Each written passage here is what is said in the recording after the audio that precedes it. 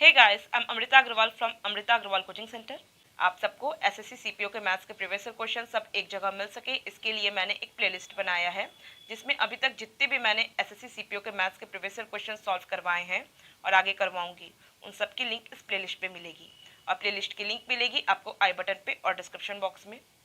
मैं daily SSC CGL tier 2 के previous year questions और एसएससी दिल्ली पुलिस के मैथ्स के प्रीवियस ईयर क्वेश्चंस भी सॉल्व करवाती हूँ, तो इनके भी प्लेलिस्ट की लिंक आपको आई बटन पे और डिस्क्रिप्शन बॉक्स में मिल जाएगी। अभी मैं आपके लिए एसएससी सीपीओ 13 दिसंबर 2019 शिफ्ट फर्स्ट में आया हुआ ये क्वेश्चन लेके आई हूँ। क्वेश्चन है, ABCD is a cyclic quadrilateral in which AB is equal to 15 centimeter, BC is equal to 12 centimeter and CD is equal to 10 centimeter. If AC bisects BD, then what is the measure of AD? कह रहा है कि ABCD एक cyclic quadrilateral है, means वो quadrilateral जिसके चारों vertices से एक सर्कल होके जाता है और AB, BC, CD की लेंथ दी हुई है 15, 12 एंड 10 सेंटीमीटर। आपको कह रहा है कि इसका डायगोनल AC BD को बाइसेक्ट कर रहा है, मीन्स ये जो डायगोनल AC है ये इस BD को दो इक्वल भाग में बांट दे रहा है, means DO is equal to OB कर दे रहा है। क्लियर है? और पूछा है आपसे what is the measure of AD, कि ये साइड की लेंथ क्या होगी। बहुत इंटरेस्टिंग क्वेश्चन है ये और इम्पॉर्टेंट भी बहुत ज़्यादा है। कंसेप्ट इस पर बहुत एक सिंपल कंसेप्ट लगेगा जो कि आप सबको पता होगा, एरिया का एक कंसेप्ट है, उस कंसेप्ट के आधार पे इसे सॉल्व करना है। और ये जो कंसेप्ट मैं आपको अभी सॉल्यूशन दूंगी, जब कंसेप्ट आपको क्लियर हो जाएगा तो इसका शॉर्ट फॉर्मूला भी आपको क्लियर हो जाएगा। मैं आपको बताऊंगी कि इसका क्या शॉर्ट फॉर्मूला है और फिर आपको जब इसका कंसेप्ट क्लियर हो के शॉर्ट फॉर्मूला मिलेगा जो कि आपके दिमाग में बैठा भी रहेगा वो फॉर्मूला, और आप उससे सेकेंड्स में वैल्यू एग्जाम टाइम पे सॉल्व कर पाएंगे। तो पहले मैं आपका इसका कंसेप्ट क्लियर कराती हूँ जिससे कि आपका शॉर्ट फॉर्मूला दिमाग में अच्छे से बैठ जाए, कुछ भी लर्न नहीं करना पड़ेगा, सब कुछ अच्छे से प्रैक्टिकली समझ में आएगा। तो देखिए, आपको पता है कि किसी एक कोई ट्रायंगल है, ठीक है, उसकी अगर मुझे एरिया निकालनी है जबकि उसका ये एंगल दिया है थीटा, ये एक साइड दी है x और ये एक साइड दी है y, तो इसकी एरिया के लिए फॉर्मूला होता है 1/2 into X into Y sine theta. आप सबको पता होगा इस ट्रायंगल की एरिया के लिए ये फॉर्मूला होता है, बस मैं इसी फॉर्मूला का इस्तेमाल करूँगी।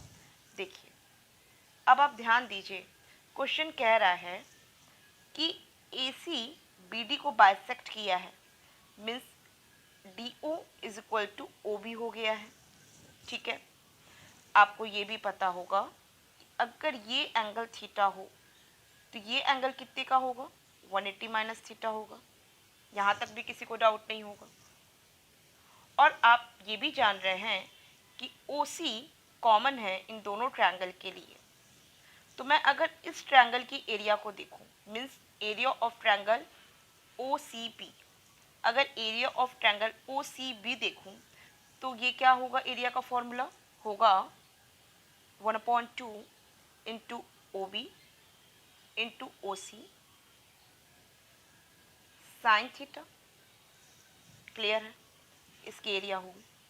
अब इस ट्रायंगल की एरिया देखिए, एरिया ऑफ ट्रायंगल OCT, इस ट्रायंगल की एरिया के लिए क्या होगा, 1/2 OD into OC sine 180 minus theta. अब आप सबको पता होगा कि sine 180 minus theta is equal to sine theta होता है। क्लियर है? OB OD के बराबर है, अभी आपको स्टेटमेंट में ही दिया है कि AC बाइसेक्ट किया है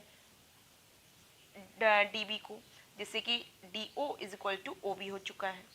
इसका मतलब OB OD के बराबर, वो sine 180 minus theta is equal to sine theta.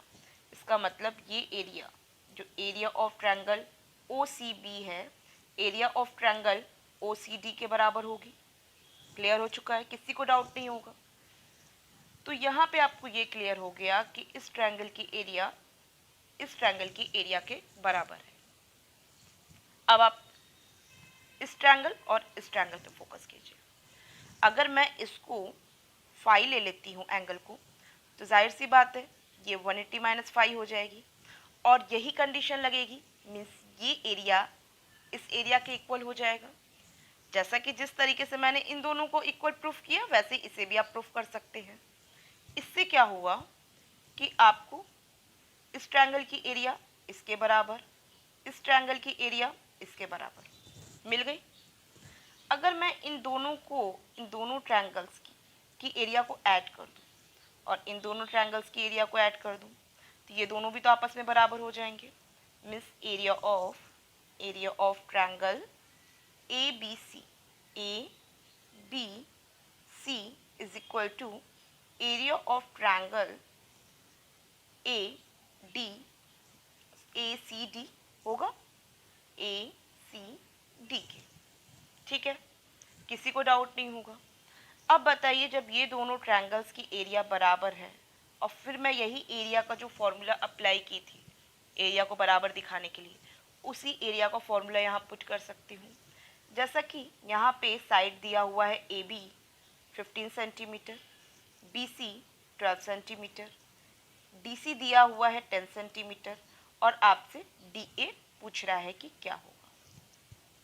और आपको ये भी पता है कि ये साइक्लिक क्वाड्रिलेटरल है, तो ये अगर मैं मान लेती हूँ अल्फ़ा, मान लेती हूँ अल्फ़ा एंगल है, तो ये एंगल कितने डिग्री का हो गया, ये हो गया एंगल 180 माइनस अल्फ़ा हो गया।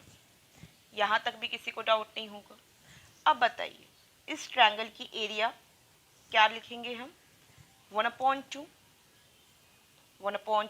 Into A B into B C लिखेंगे, A B into B C sine alpha. ठीक, और इस ट्रायंगल की एरिया के लिए मैं क्या लिखूंगी, इस ट्रायंगल की एरिया के लिए लिखूंगी 1/2 into D C means D C into A D sine 180 minus alpha. ठीक है, और आप सबको पता होगा sine 180 minus alpha is equal to sine alpha होगा। ठीक है, तो इससे क्या हो गया कि क्योंकि ये दोनों ट्रायंगल्स की एरिया आपस में बराबर है, तो जो इक्वल है sine alpha is equal to sine 180 minus alpha and 1/2 ये तो कट हो गया। ओवरऑल आपको क्या मिला, ओवरऑल आपको मिला A B into B C is equal to D C into D A. Formula मिल गया। एक्चुअल में ये मैंने थ्योरम प्रूफ करवाया है और ये थ्योरम आपको प्रूफ हो गया है साइक्लिक क्वाड्रिलेटरल का। तो बस अब आपको फॉर्मूला लर्न करने की तो ज़रूरत पड़ेगी नहीं एग्जाम टाइम पे, और इनफैक्ट आपके दिमाग में ऑटोमेटिक बैठ गया कि A B into B C is equal to होता है A D into D C के। अब आपके दिमाग में क्लियर हो चुका होगा कि ये जो थ्योरम है और ये जो इसका फॉर्मूला है, यही अप्लाई किया जाएगा एडी की लेंथ निकालने के लिए। ठीक है, सिंपल है, आराम से निकल जाएगा और एग्जाम टाइम पे आप सीधे इसे रखेंगे, साइक्लिक क्वाड्रिलेटरल के कंडीशन में यहाँ फॉलो कराएंगे और सीधे इस पे रखेंगे, अप्लाई करेंगे और आप इजिली वैल्यू निकाल लेंगे। ए बी आपको दिया है 15, बी सी आपको दिया है 12, ए डी मुझे फाइंड आउट करना है और डी सी की वैल्यू दी हुई है मुझे 10। ठीक है, अब इसे सॉल्व करेंगे तो A D is equal to क्या मिल जाएगा, 15 इंटू 12 डिवाइडेड बाई 10 हो जाएगा। ठीक है, अब मैं इसे सॉल्व करती हूँ, 5 3 ज़ा 15, 5 2 ज़ा 10, 2 का ये 6 जाएगा, 6 3 ज़ा 18, option third is the correct option. Simple था। अब आपको ये क्लियर हो गया होगा कि कोई भी अगर साइक्लिक क्वाड्रिलेटरल है और इसमें अगर एक डायगोनल दूसरे डायगोनल को बाइसेक्ट कर रहा है, मीन्स ये साइड इसके इक्वल हो रही है, तो पहला कि ये area of triangle A B C is equal to area of triangle A D C के होगा। पहला ये कि इन दोनों की एरिया होगी आपस में बराबर। दूसरी बात ये है कि इन दोनों ट्रायंगल्स का ये जो साइड्स है इनका multiplication means A B into B C equal होगा A D into D C के। आई होप सबको क्लियर है। ये दोनों ही पॉइंट बहुत ज़्यादा इम्पॉर्टेंट है और मैं समझती हूँ कि अब आपके दिमाग में अच्छे से बैठ भी गए हैं। और आपको वीडियो मेरा कैसा लगा, इसका रिव्यू आप मुझे कमेंट बॉक्स में दीजिए।